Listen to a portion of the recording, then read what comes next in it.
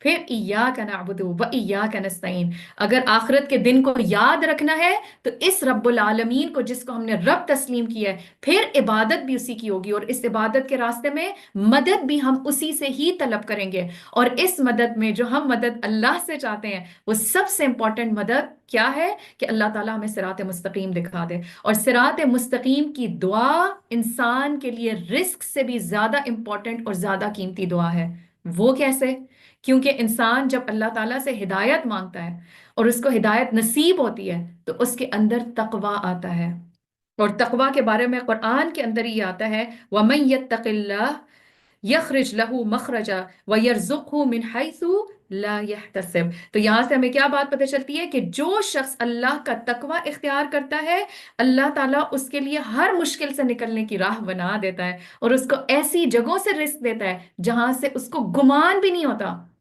ہم پریشان کس لیے ہوتے ہیں؟ ہدایت کے لیے یا رزق کے لیے؟ ہم خود سے ہی سوال کریں، ہماری پریشانیاں کیا ہیں، ہماری بھاگ دوڑ کیا ہے، ہماری ڈریمز کیا ہیں، اور رزق کے اندر سب کچھ آ جاتا ہے، ٹھیک ہے؟ تو ہمارا کام ہے کہ ہم اللہ سے ہدایت کا راستہ مانگیں، تقوی کے ساتھ اپنے اعمال کو کرتے چلے جائیں، اور دیکھیں کہ پھر اللہ تعالیٰ کہاں کہاں سے انسان کو رزق دیتا ہے جہاں کا وہ گمان بھی نہیں کر سکتا، جہاں سے وہ سوچ بھی نہیں سکتا۔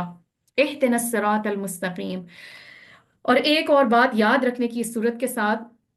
کہ دنیا میں صراط مستقیم پر چلتے ہوئے پل صراط کو قیامت کے دن نہ بھولیں،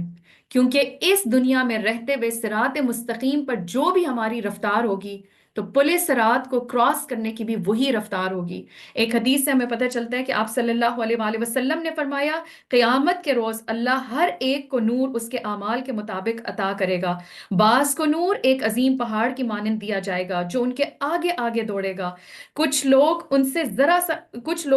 سے ذرا سا کم دیا جائے گا، کچھ لوگوں کو کھجور کے پودے کی مانند نور دیا جائے گا جو انہوں نے اپنے ہاتھ میں پکڑ رکھا ہوگا، کسی کو اس سے چھوٹا دیا جائے گا، یہاں تک کہ جس آخری آدمی کو نور دیا جائے گا وہ اس کے پاؤں کے انگوٹھے پر دیا جائے گا، وہ کبھی جلے گا کبھی بجھے گا، جب اس کا پاؤں روشنی کرے گا وہ آگے بڑھے گا، اور جب نور بجھا دیا جائے گا تو وہ رک جائے گا۔